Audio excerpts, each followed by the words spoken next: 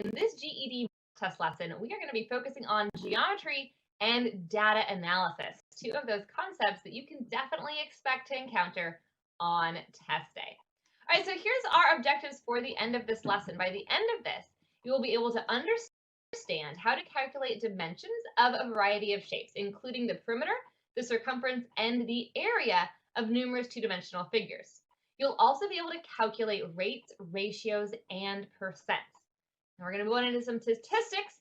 You'll be able to look at some data and calculate the mean, median, mode, and weighted average, as well as combine this information with your knowledge of rates, ratios, and percentages to describe probabilities. All right, so first up, let's take a look at some of these two-dimensional figures that you can expect to encounter on test day. Now, you will have access to this formula sheet during the test, but you will need to be able to identify the shapes in order to know which formula is relevant to use.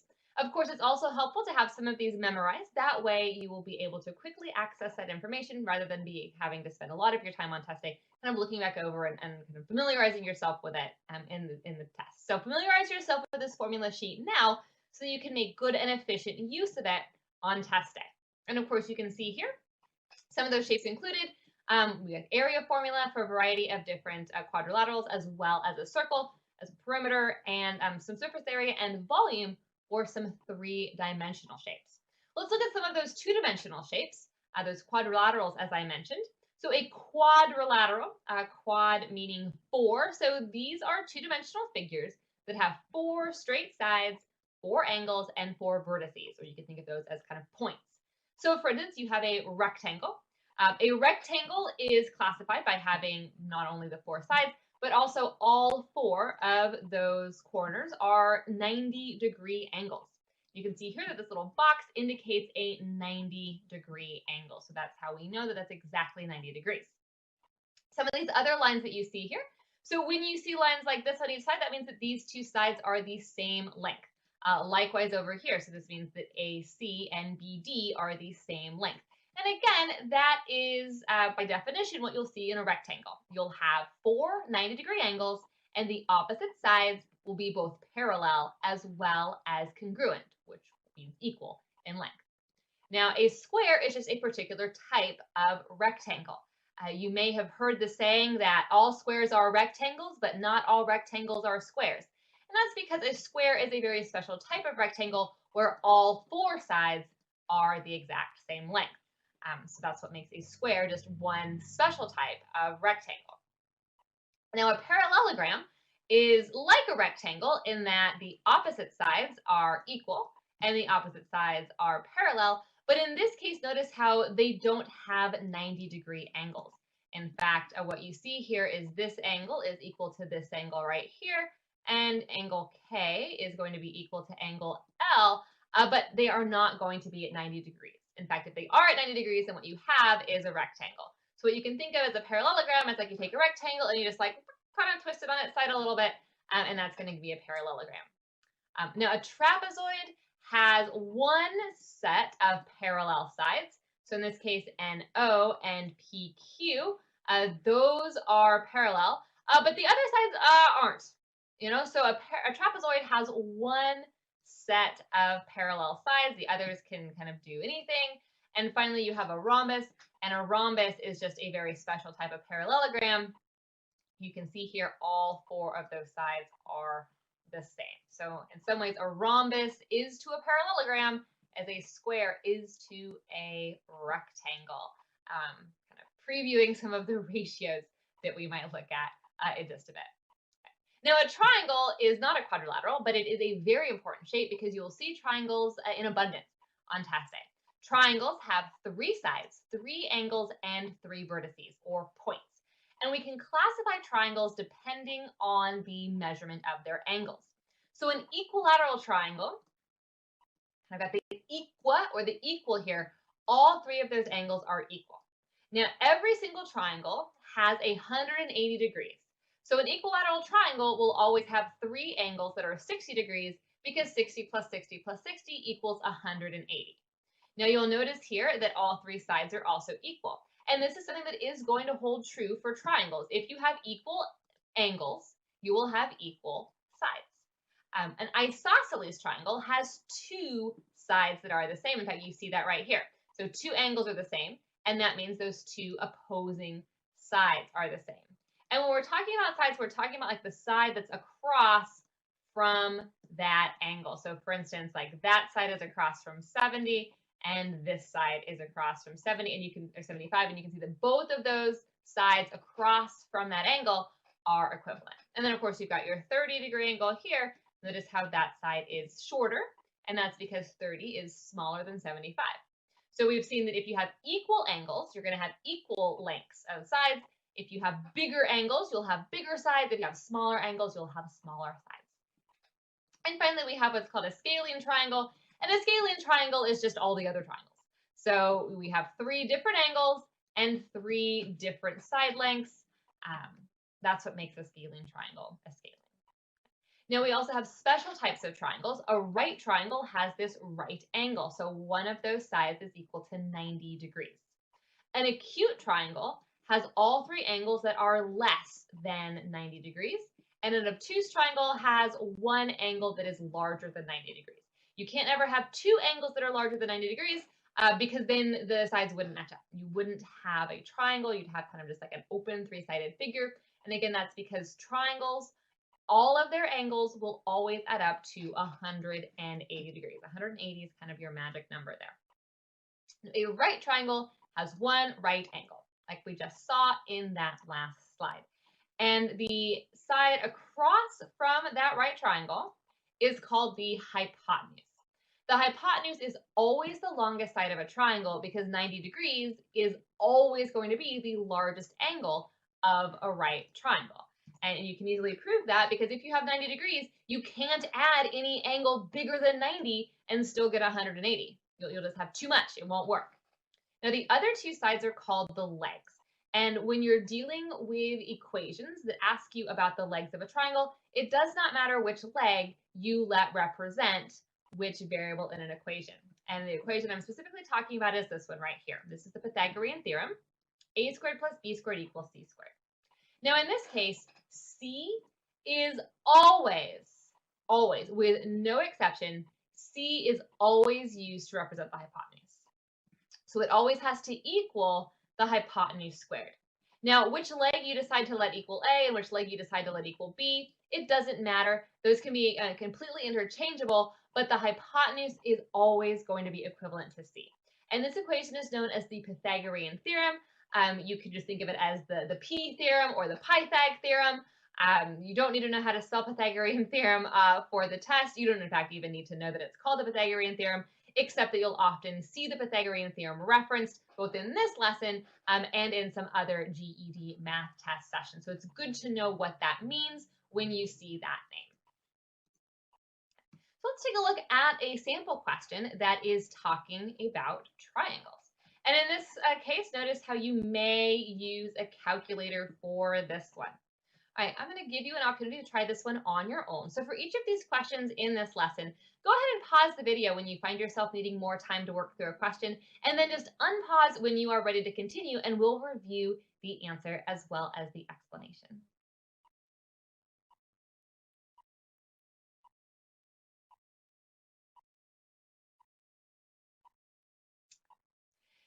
There is a saying when it comes to some of these geometry questions, which is when in doubt, draw it out. And in fact, that's something that you can do right here. I'm going to write that. When in doubt, draw it out. And this is particularly useful for geometry because then you can visualize exactly what you have taking place. Now, you're told that you have a right triangle, which means that one of those angles is 90 degrees.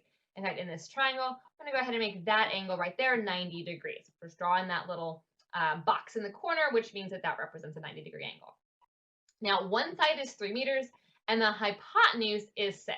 Well, now that I've identified this angle as my 90 degrees, I know that one leg is going to be 3. One leg we don't know, that's what we're being asked to solve for, and the other leg is the hypotenuse. Okay, so let's say A is just going to be our mystery leg. Let's say leg B is 3 meters, and our hypotenuse is 6 meters.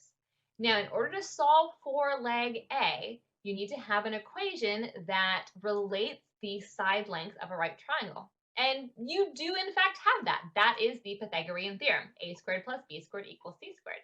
So plug in what you know. Well, we're solving for a. We're going to plug 3 in as the length for b, and our hypotenuse is 6. Now, again, if you decided that you wanted to let a be 3 and you wanted to solve for b, that's absolutely fine. If you did it that way, you're going to get the exact same answer, and it's going to be the exact same correct answer. The most important thing here is to remember, did you let the hypotenuse equal 6? C must be 6 because it is the hypotenuse. Now you can use your calculator at this point. I'm just going to show you the work there. So we subtract 9 from both sides, doing some of that algebra. In order to get a by itself, go ahead now and take the square root of both sides, and you're going to get whatever the square root of 27 is, which is 5.19. It's this really messy decimal. You can go ahead and round that to approximately 5.2, and that will be your final answer. Now, a perimeter is the distance around a figure. And a perimeter is measured in units. So whatever the unit is that you're dealing with, whether it's feet or whether it's inches, it's going to be measured in that same unit. So for instance, our perimeter here is just going to be adding all the lengths of the sides. So if we add up all these side lengths, we could say, all right, so here's 1, 2, 3, 4, 5, 6, and it's going to keep going all the way around until you get around the entire figure, and that's going to be the entire perimeter. So we can see in this case that our perimeter is going to be, let's see, we count them all up. We've got 1, 2, 3, 4, 5, 6, 7, 8, 9, 10, 11, 12, 13, 14, 15, 16. All right, so we've got 16. That's the way all the way around this particular figure. Now, area is a measure of the space inside the flat figure. So to visualize this, it's going to be this right here. It's going to be shaded in the entire figure. And this is measured in square units. And here you can see that 1 box is equal to 1 square unit. So again, if you draw it out, you can in fact count this. And in this case, if we counted up all those boxes, you can see that we have 15 of those as well. But there are other formulas that will allow you to calculate the area without having to draw it out, to divide it up into boxes, and then to count it up that way. So certain shapes have formulas to make it easier to find the perimeter and the area of the shape, so you don't have to kind of draw it out and calculate it in this way. A circle is one of those shapes. It's going to be very difficult to divide a circle up into squares, right, and then count up how many squares there are. So circles have formulas that will allow you to calculate their perimeter, which is called something special. It's called the circumference, as well as the kind of area of the circle itself. Now, a circle, by definition, is a set of close points that are all the same distance away. Now, I know that you can look at a circle and say, yep, that's a circle. But by thinking about it as a definition, it explains why this right here is not a circle. Right, because this has no corners, and this also has 360 degrees, like all the way around the center.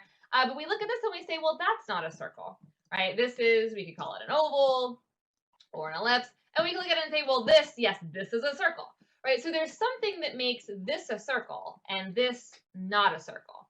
And what that is that uniform distance all the way around the center. So every single point is the exact same distance away from the center. And that distance is called the radius. In fact, I have this over here on the board. So the radius is the distance from the center of the circle to every single point on that circle. And the diameter is twice the radius. It is any line that goes straight across the circle that passes through the center as well. So a radius has to pass through the center of a circle. For instance, if I were to draw this right here, this would not be the radius because it doesn't pass through the center of the circle. We call this something else. This is in fact called a chord. You might see those on test day, but you will definitely see the radius and the diameter. And again, the diameter goes through the center of the circle. It is 2 times the radius. And like I said, when they're combined, we'll just call that. And of course, that's because any distance from the center to the edge is called the radius. So that right there is going to be the radius. And then we do it again, and that right there is the radius. And so you can see that, in fact, the diameter is equal to 2r. You could write that as d equals 2r. Now, all of the equations for circles are going to be in terms of the radius. The radius of a circle is what you need to know to calculate everything about a circle. And that's because without a radius, a circle you do not have. You might have an oval, you might have a blob. I don't know what you have, but if you don't have a radius, you do not have a circle. Now, the perimeter of a circle is called the circumference. And if you think about this as a pizza pie, for instance, or a pie, or just a pizza, this would be like the crust of the pizza. So it's going to be all the way around the outside edge. That's called the circumference. The area of a circle is still called the area. So that doesn't change from any of our other shapes. Now, here is your equation for the area and circumference. The circumference is 2 times the radius times pi, or 2 pi r. And the area is pi r squared. All right, now there's a good way to kind of remember these. Again, you have them on your equation sheet, but again, it can be helpful to sort of remember these. That way you don't have to kind of keep flipping back to that equation sheet. One way to think of 2r, remember, you could think of this as the diameter, right? Because 2 times the radius is the diameter. So you can also think of the circumference is pi times d, and the area is pi r squared. So there's a fun way to think about this, which is to say cherry pie is delicious. Get it? Because you have your cherry, your C, pie is delicious. And then you can say apple pies are 2. And here we have this apple pies are 2. So this is a way to remember the circumference and the area and to keep them straight. So cherry pie is delicious. Apple pies are 2. Let me go ahead and I'll make sure I put the S on the right word there. Apple pies are 2. There we go. All right, so that's a way to kind of keep those 2 equations straight. Again, you also have them on that formula sheet that you get. All right, and again, this is just showing what those represent. C is circumference, D is diameter, R is the radius, and A stands for area. And you'll see that to be fairly consistent across any of these equations. Okay, let's put it into practice. All right, here's question number 2. Again, pause the video. If you need to refer back to that formula sheet, you're more than welcome to do so. And when you unpause, we will work through the explanation for question number 2. Take a look.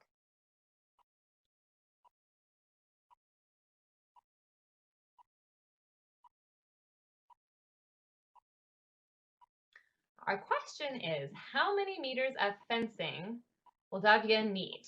Well, she's designing a circular garden, and she's using 4-meter long dividers. So in fact, you can see here in this diagram that 4 meters is going from the center of the circle out to the edge of the circle. And what do you call anything that goes from the center of the circle out to the edge of the circle?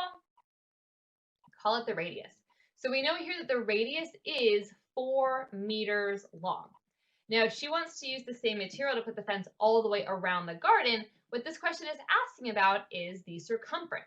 So what is going to be the distance all the way around this particular garden? So here's our circumference equation. 2 pi r, plug in 4 for r, and you end up with 2 times pi times 8. Now, pi is approximately 3.14. You can use that when using your calculator, particularly if the answer choices don't show up in terms of pi. Sometimes they might. An answer choice may just be 8 pi. In this case, you can see that all of those answer choices are just integer numbers, integer values. So multiply 8 by 3.14, and that is approximately 25 meters, or answer choice B. So one of the components of these types of questions is to identify what you're being asked. Are you being asked for the area? Are you being asked for the circumference? Are you being asked for the diameter? What are you being asked to find? And once you do that, identify the information that you have and then plug that information into the appropriate formula to solve. Now, other certain 2D figures, you can use a formula to find their perimeter as well, even though you could also just kind of count it up. And again, these formulas are provided, but it's good to try to memorize them. And we can take a look at why some of them are as they are right here. So for instance, if I have a square right here, I know that every side of the square is going to be the exact same length. So if this side here was, say, 2, well, I know that this side is 2, and this side is 2, and this side is 2. So I can just use the equation. The perimeter is 4 times one side, because all the sides are the same. Now, with a rectangle, if I have a rectangle, remember that opposite sides are the same length. So this side equals this side, and this side equals this side. Again, let's say that this is 2 and this is 3. That makes this 2 and that makes this 3. So while you could look at this and say, okay, well, 2 plus 3 plus 2 plus 3, you could also use the formula 2 times the length plus 2 times the width. All right, and again, with a triangle, you're just adding up all 3 of those sides. And we've already talked about the circumference of a circle, which is 2 pi r or pi d. And again, pi is equivalent to 3.14 for these calculations. Now, there's also formulas to find the area. And again, here are those formulas provided for you. With a square, you're going to multiply 2 sides of the square. Length times width for a rectangle. A parallelogram is very similar to a rectangle. That is the base times the height. And if I were to draw a parallelogram out here for you, so by definition, with any of these shapes, the base must always be at a 90-degree angle to the height. So for instance, if this is my base right here, this side, I'm going to call that my base, the height is not, I'll put this in red because I want to make it clear, this right here is not the height, right? That's just another side. What is the height is going to be at a 90-degree angle to the base. So this right here would be the height. And you can see that in fact, it looks very much like the area of a rectangle. In fact, that's because, remember, a parallelogram is just a rectangle that's been kind of pushed sideways a little bit. So the area in that case would be calculated the same way. A triangle is 1/2 base times height. And again, that base has to be perpendicular to the height. So you can't just use one of the sides of the triangle unless you have a right triangle. You've got the area of a trapezoid. This is 1/2 the height and an average of the bases. And then we've already talked about a circle there. So a circle is pi r squared. Let's apply this to a shape we have here in question number 3. So first, figure out what type of shapes are you dealing with. Are you being asked about the perimeter? Are you being asked about the area? Or are you being asked to solve for something else? Make sure you are answering the question that is asked of you on these geometry questions. Pause the video to take the time that you need to do your work for question 3, and when you unpause, I'll review the answer and walk you through the explanation.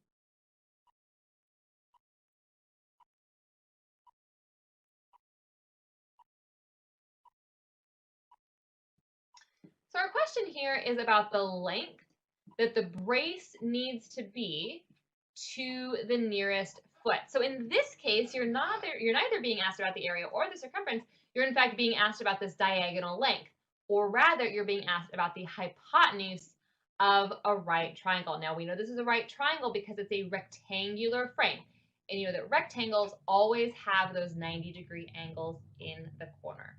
So now you have a right triangle, which means you can use a squared plus b squared plus c squared. In fact, I'm going to draw in that right triangle there just so it's very clear what we're talking about. Well, 5 and 11 are the legs. You're being asked to solve for that brace that is across from that 90-degree angle, so you're being asked to solve for the hypotenuse. So plug that in. 11 squared plus 5 squared equals c squared. You can expand those exponents and now take the square root of both sides. And the square root is approximately 12.1 feet. So that's going to be answer choice D. All right, let's do a couple more of these practice questions here with geometry. Let's take a look at question number 4. We've got circles this time. Pause the video and unpause when you're ready to review your work.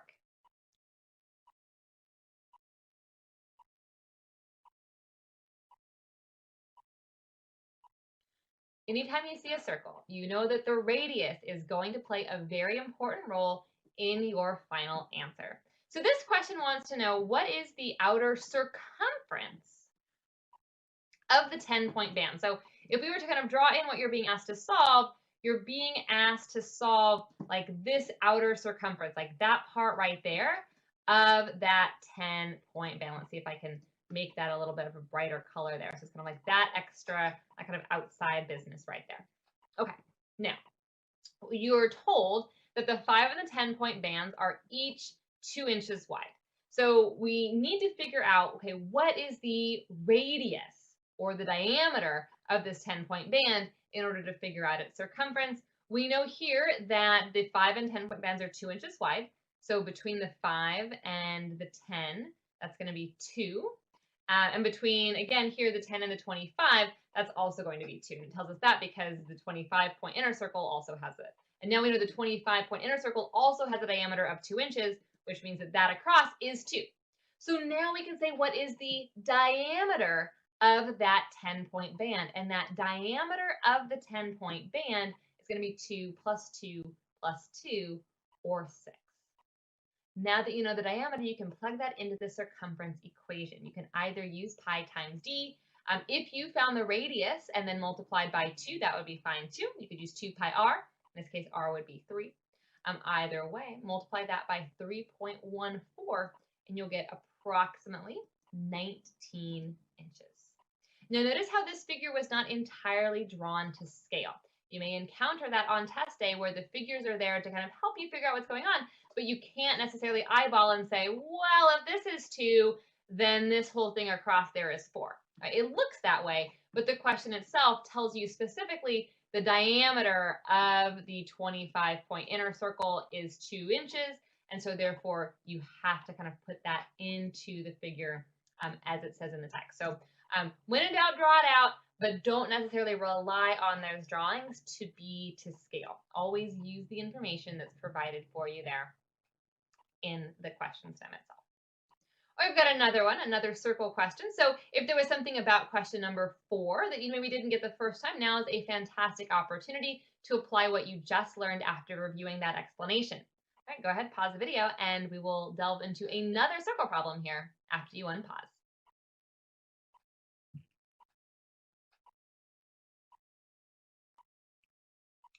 In this case, we want to know how long will the border of this fountain be? All right, so what is this asking you for? Is this asking you about the circumference, the area, the radius, the diameter? How will you calculate the border? You can see here in the diagram that this is going all the way around the edge. So that border that goes all the way around the circle, that's going to be called the circumference. So you're solving for the circumference. You know that circumference formula. You just used it for that last question, pi times the diameter, or pi r, 2 pi r. You're given the diameter here. It tells you that the diameter is 12 feet. So just plug that into the equation.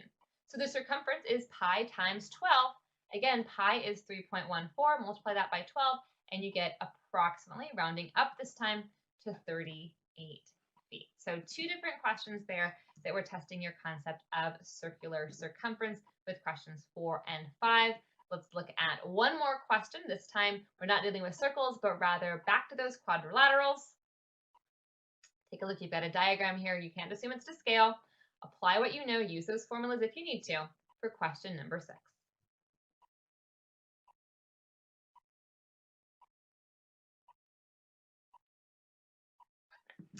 This question is asking you for the square footage of the grass portion of Martin's yard. So we see that Martin has a rectangular patio. So here's that rectangular patio, and we want to know what is the area of all the rest. So what is the area of all the rest of this shaded area? Well, conceptually, what you need to do is you need to take the area of the entire rectangle, right? This entire component right here. So you'll take the area of all of this, and then you'll need to subtract out the portion that is just the patio. So you're going to want to then delete or subtract that portion right there. All right, so let's see how we can go about doing this. We're given the sides of the bigger outer rectangle. So the area of the entire yard is 18 times 24, that length times width, for 432 square yards. Now the patio, it has its own dimensions. You are told that the length is 12 and the width is 9. So again, you can take the area of this inner rectangle, 9 times 12 is 108. Subtract the patio from the entire yard, and you have the remaining area of the grass, which is 324 square feet, or answer choice C.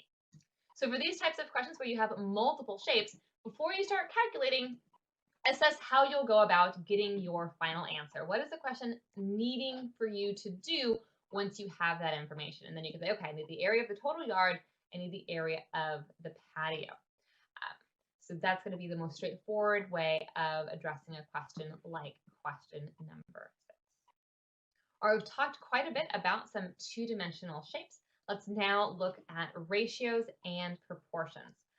In fact, we could have think about that last portion. We could write the ratio of patio to grass in Martin's yard. That would be an example of a ratio that you could solve once you have both of those numbers. Because a ratio is just a comparison. And a ratio often uses either the word to, so we could compare the ratio of patio to grass, or you can use a colon. We could write this as, say, patio colon grass. That would be another way of writing that out, or you could write it as a fraction. So 3 different ways that ratios can appear. Here's an example. We could say 4 to 1, 4 colon 1, or 4 over 1, all different ways of writing the ratio 4 to 1. A proportion is what you have when you have two ratios that are equal to each other. And in most proportion questions, you're asked to solve for a missing term. So for instance, if I have one ratio as 1 to 4, and another ratio is x over 32, I can now solve for this missing side. Proportions are often what you get when you have scale models. So for instance, if you were doing some construction work and you had drawn everything on a piece of graph paper, and then you wanted to kind of scale that up into life size, you might have, say, like a 1 to 18th square model where each little inch or each little box in your graph paper may represent a foot in real life. So that would be one application of having to use these sorts of ratios. Also useful to scale up a recipe, for instance. If you wanted to double a recipe, you'd end up using a proportion in order to do that. So if I wanted to solve here algebraically, I could cross multiply. I could multiply this side by 32, and then you'd be able to solve for x. Now, in order to compare these quantities, you have to have them in the same format, which is to say, I have to put the one component of the ratio in the exact same spot in my fraction. I can't say, well, I've got a ratio of patio to grass, and I've got a ratio of, grass to something else, concrete, and then I can't combine those ratios. They have to be the exact same quantity and be in the exact same position in that proportion. And in fact, we will see this here in question number 7. Now, this is asking for the ratio of women to the total number of students in the class. Well, we're actually not given the total number of students in the class explicitly, but you are given enough information to figure it out. So if there's 10 men and 14 women in Kathleen's math class, we do in fact know that there will be 10 plus 14, or 28 total students. So we know the number of women, it's 14. And we can figure out the total number of students, which is 24. This is what we call converting a part-to-part ratio to a part-to-whole ratio. 10 and 14, these are two parts, right? Men and women. So we could also write a ratio of men to women in Kathleen's class, 10 to 14. But if I wanted to write a ratio of women to total number of students, to find the total number, you have to add the parts together. And in this case, our parts are men and women, or 10 and 14. Now we can write that ratio, 14 to 24. And doing a little bit of putting this as a fraction form, you can see that matches up with answer choice B. You may see a question like this where the answers have been simplified. So if you were solving this one along on your own and you decided that you wanted to simplify this and say, well, the ratio of men to women is 7 over 12, you're not incorrect. You are in fact accurate. Make sure that you pay attention to how those answer choices appear before you start doing some calculations so that you don't do any additional steps more than necessary. All right, now ratios can also be written as percent. A percent is in fact just a very specific ratio that is out of 100. And so you can see here you have the part divided by the whole times 100. So if I wanted to know the percent of women in Kathleen's math class, we could take the part, 14 women, over the whole, 24 students, and then times that by 100%, and that would give us the percentage out of 100. Now to convert a percent to a fraction, just write that percent over 100 and reduce. So for instance, 25%, I can write that as 25 over 100, and now you can reduce that to 1/4. To convert a percent to a decimal, just drop that percentage symbol and move the decimal over 2 places to the left. So for instance, 25% will drop off that percentage sign, so that goes away.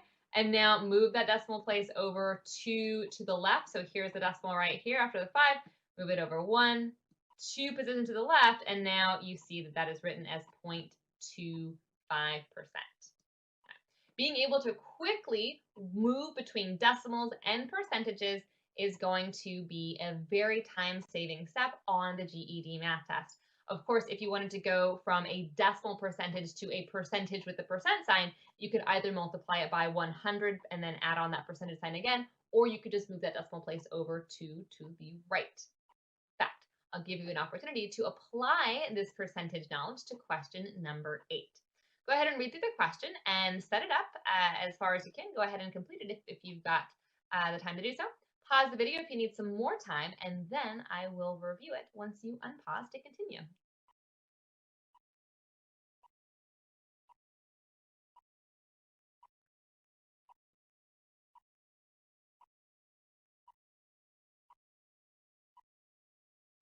This question is asking for relative humidity to the nearest percent. So we need to go back and figure out, well, what is relative humidity? And fortunately, well, not fortunately, but predictably, you're given what that is, because on test day, you're not going to have to know. This is not testing scientific concepts.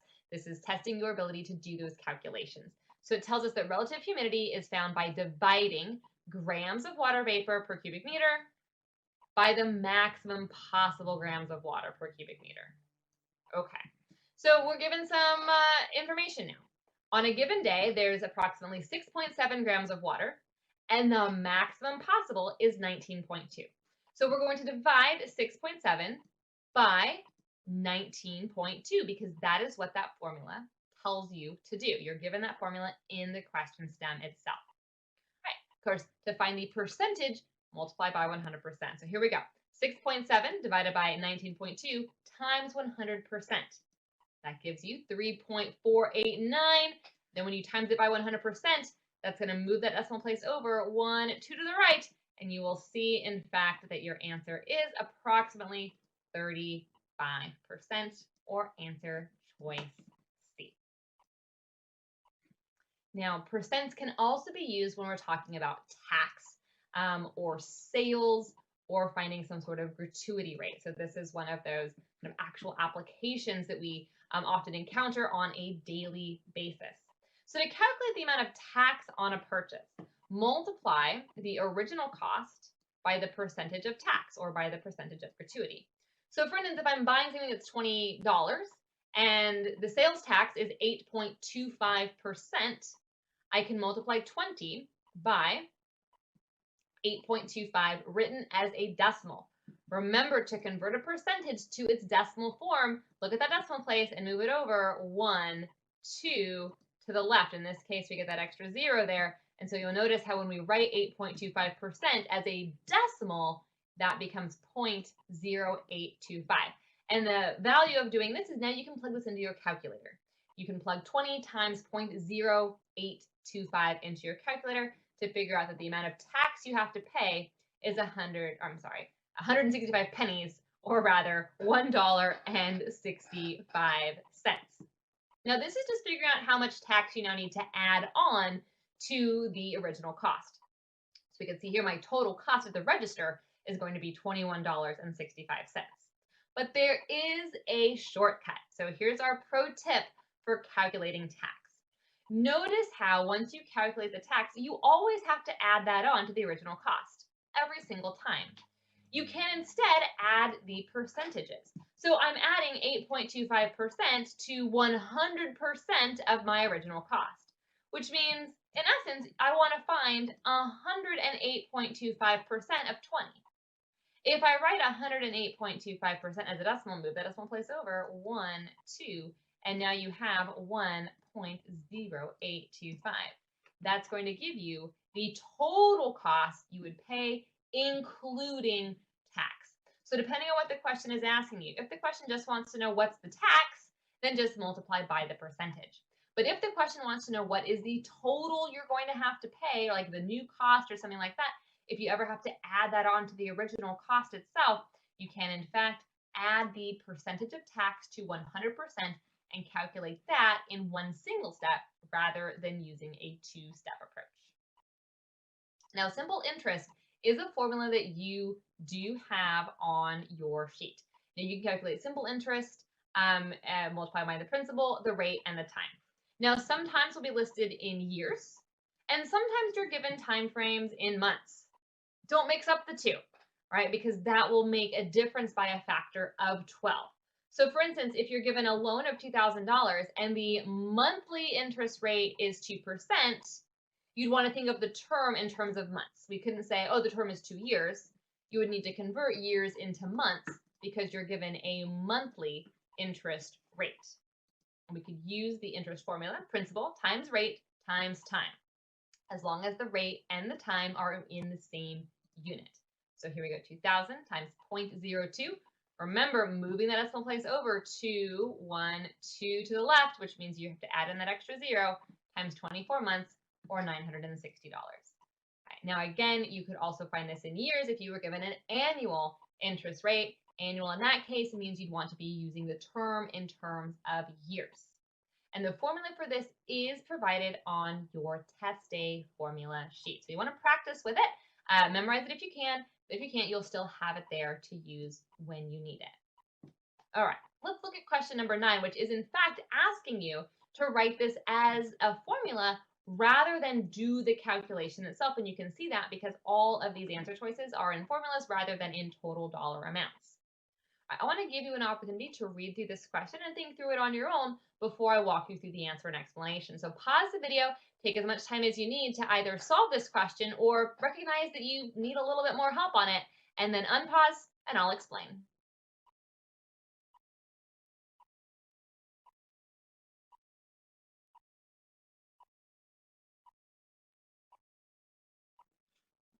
So our question here is, which of the following expressions could be used to find the total amount she's going to pay back at the end of the loan period?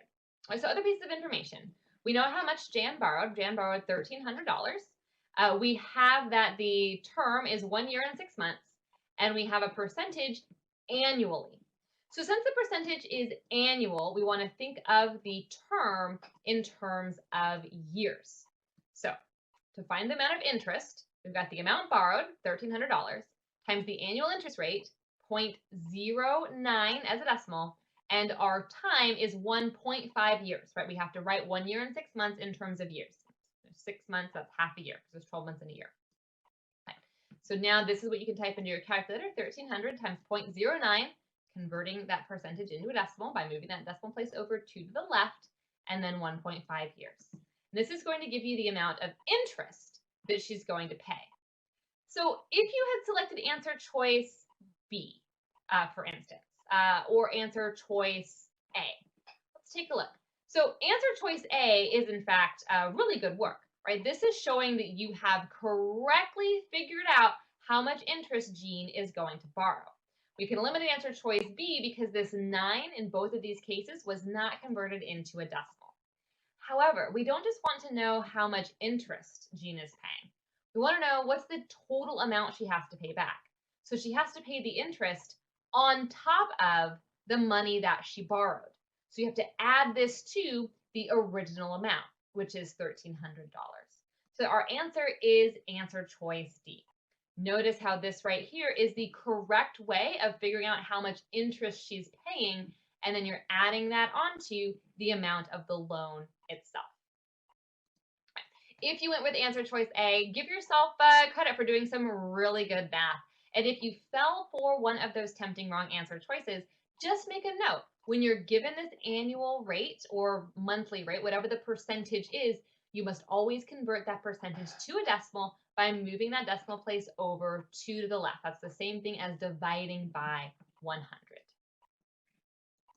Now, you may also be asked about percent change. And a percent change is asking about the percentage that increases or decreases between an original amount. And here's your percent change formula. You're going to take the new value minus the old value, or the original value, and divide it over the original value. So new minus original over original. And then again, multiply that by 100% in order to convert that decimal that you'll receive if you just plug this into your calculator into a percentage. Now, if you have an increase, you'll get a positive answer here. If you are seeing a percent decrease, you'll get a negative answer. And that's expected, right? Because if something's increasing, it's going up. And if something's decreasing, it should go down.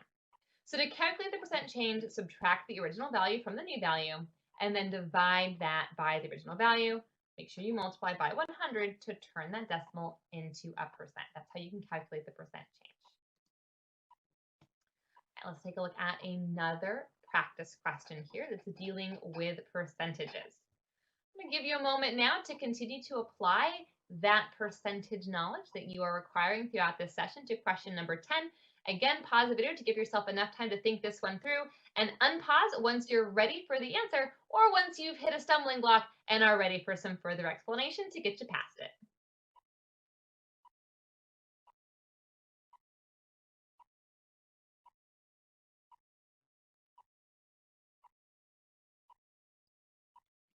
We want to know, how much is Dominic going to earn in total?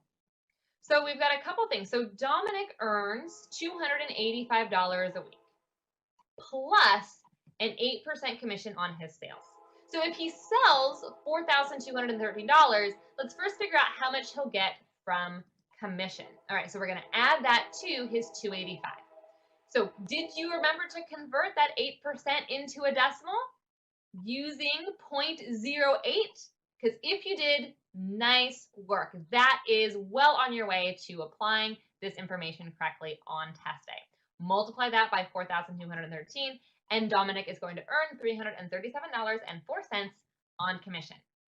Add that to his base rate, and you get $622.04 for answer choice D. Now, we've looked at ratios and we've looked at some percentages. Percentages and ratios can be graphically expressed in something called a pie chart. So again, we're still thinking about parts to whole, where the whole represents 100%. So in this case, we can see the ratio of domestic potato chip sales to foreign potato chip sales.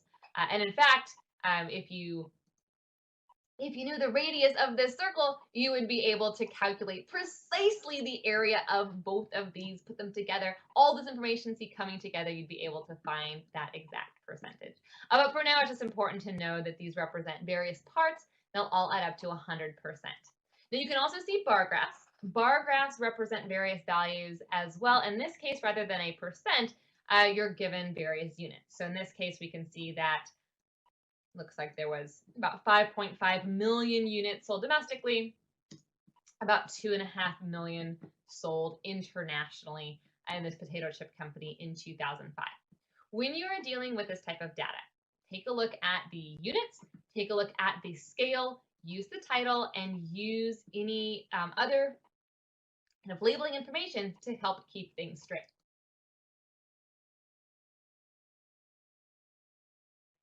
So let's look at question number 11. So this graph shows the level of ibuprofen in a patient's bloodstream X hours after the ibuprofen was taken.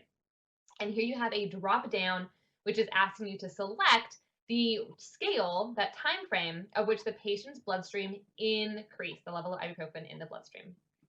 Well, here we see the time is on the x-axis.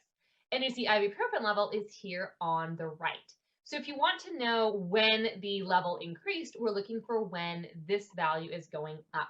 And we can see that that is taking place between 0 and something a little bit less than 1. So you'd want to select then something between 0 and something less than 1, which in this case, your drop-down answer would be 2/3. So you could drop down and select 0, and then drop down and select 2/3. This is one way that you'll get a data representation question presented to you. Now, you'll also see some statistics on test day, and these are the statistics terms that you should be familiar with: mode, range, median, and mean. Now, the mode is just the most common value. Not all data sets have a mode. For instance, if every data point just appears once, then there is no mode, right? Nothing appears more often than anything else. But in other times, you may have one value that is represented or is present more times than all the other. The range can be found by finding the difference between the largest and the smallest value. So take the large number and subtract the smallest value from it. The median is the middle value, but it's the middle value when all the numbers in a data set are put in numerical order. So you have to put them in order from least to greatest first. If you have an even set of numbers, you won't have a number smack dab in the middle, so you'll have to take the average of those two middle values. And how do you find the average? Well, that's also called finding the mean. And you'd find that by adding up all the values and dividing by the number of terms that you have. And we're going to do several examples here to see each of these in action. So if I've got this set of numbers right here, what is the mode? What number appears most? And we can see that 10 appears twice. All the other numbers just appear once. So our mode would be 10.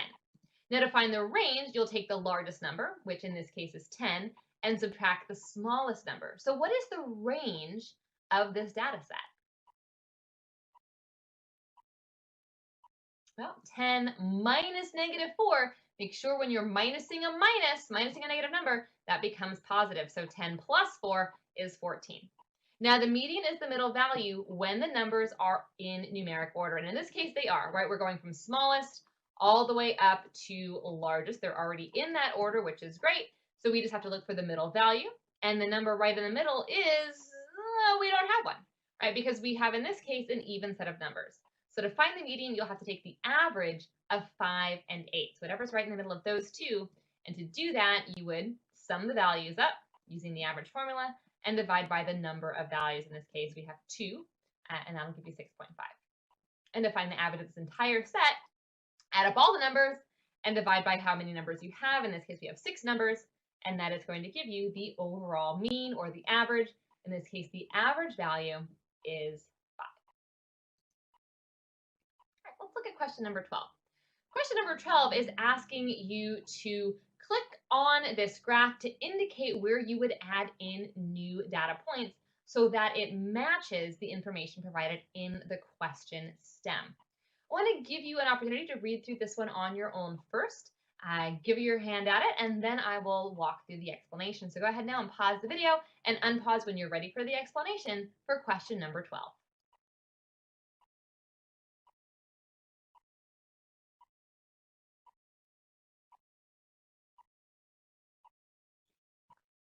So our speech pathologist collected data from 10 people, but you can see here in the graph there are only 8 data points that have been represented. So 2 of these pieces of data are missing. That's what we have to add into this. Now, the speech pathologist recorded the number of questions that each person answered and then put a plot on this line plot. Now, let's start with, we got the median, which is going to be the middle number, and we're also given the mode. Well, the mode is going to be the easiest one to add in first. So if we know that the mode of the data is 2, that means that 2 was the number of questions answered correctly most often. So we know that we need to add another data mark here for 2 so that 2 becomes the most frequently listed data point. Now we can find the median. The median is 3.5. Which means that it has to be 3.5 is right there in between 3 and 4. The only way the median would be right there between 3 and 4 is if we had another data point right there at 4. And that way you can see we've got 5 points that are now 3 or less, 5 points that are 4 or more, and so then the median right there in the middle is going to be the average of 3 and 4. Okay. Let's do another question that's testing your familiarization with those formulas. And again, if you need to go back and look at them, you absolutely can, although you will not be provided with these particular formulas on your formula sheet. All right, take a look at question number 13. This is asked, which could be used to find the mean? All right, so think about the formula that you've used to find the mean or the average. Pause the video when you're done and unpause when you're ready to continue.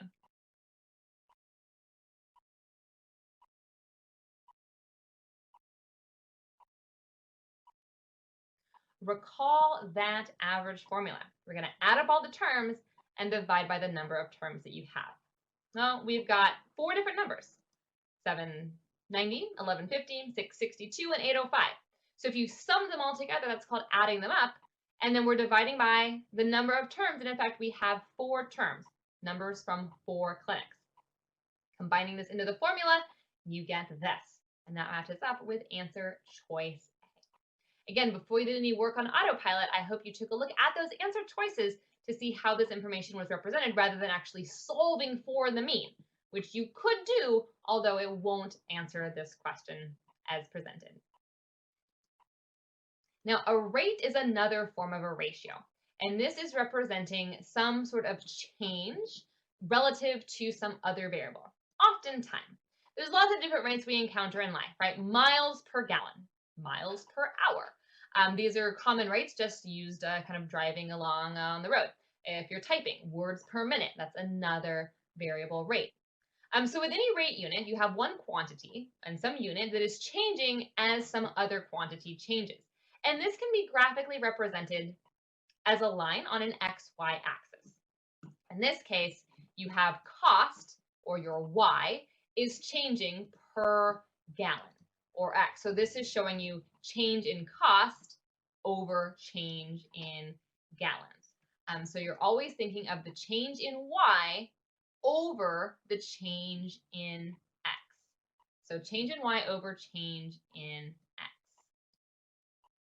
Okay, let's look at question 14. This is rental cost per hour. And this term right here, per, is a very good indicator that what you have is a rate. So you want the change in the cost per every change in 1 hour. All right, so remember, change in Y over change in X, or in this case, change in cost over change in hours. All right, take a moment to work through question number 14 and then unpause when you are ready to review your work.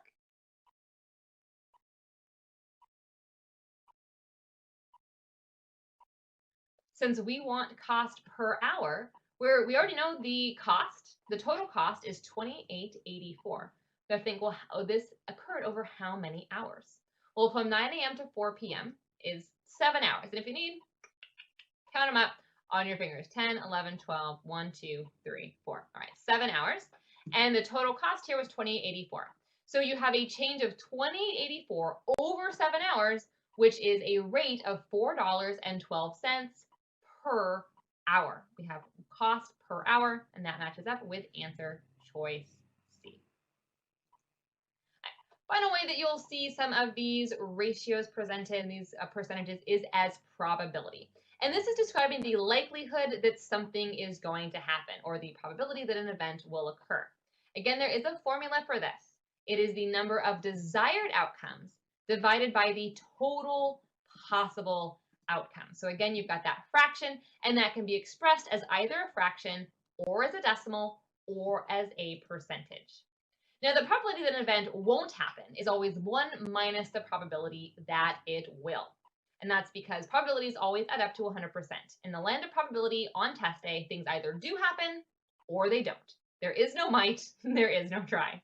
So here's our example. Let's say we've got 8 books on the shelf. 3 of them are red. All right, so I'm going to go ahead and so here are my 3 red books, and I've got 8 total books. All right, so here are the rest of my books. I don't know what color these are, so we'll just kind of write them like that. So what is the probability of selecting a red book? Well, you want red books. So red books are your desired outcome. And we can see visually here that I've got 3 possible red books to choose from, and I've got 8 total books to choose from. So the probability of selecting a red book is going to be 3 over 8. Now, the probability of selecting a not read book, well, we can algebraically represent this as 1 minus 3 over 8, because if I get a red book, it's 3/8. If I don't, then it has to be the opposite of that, or 5/8. And in fact, this does align with what we have visually, right? There are 5 non-red books to pick from. So in this case, our desired outcome would be 5 and our total would be 8. Remember, you can do these probabilities either way. So you can either use the 1 minus the probability that it will, or you could, of course, calculate that straight probability. Depending on how the question is presented, one way will be more straightforward than the other for solving that particular question. Now, that was the probability of one event. You may also be asked to calculate the probability of multiple independent events.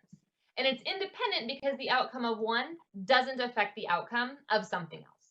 So for instance, if I picked a red book on the shelf and then put it back, and then I went to go pick a book again, the probability of picking a red book is still 3 over 8. Like picking the red book the first time didn't change the likelihood in any way that I'd pick it again the second time. So to calculate the probability of 2 independent events, multiply the 2 probabilities together. So let's go back to our books on the shelf. So now I've got 2 blue books and I've got 3 red books. And again, I have just some other books that I don't know the color of. Okay, so here are my total number of books. What is the probability of selecting a red book and then a blue book? Well, I can see that my probability of a red book is going to be, I got 3 red books, that's what I desire, over 8 total books. Now, my probability of selecting a blue book has nothing to do with whether or not I pick a red book the first time, because I still have 8 books on the shelf. So I have 2 blue books, and I still have 8 books on the shelf, so my probability is 2 over 8. And to calculate the probability of doing both of these things, I would multiply the probabilities together. So 3/8 times 2/8 is 6 over 64. We can simplify that down into 3 over 32. So when you're asked about the probability of 2 events, if I want this and that, multiply those 2 probabilities together. And you can see here that this probability is much less than either of those individual probabilities. And that makes sense logically, right? The likelihood that multiple things will happen in the exact way that we expect them to is going to be much, much less than the likelihood of any of those individual things happening on their own, right? With no regard for anything else. So let's look at a couple questions here that are dealing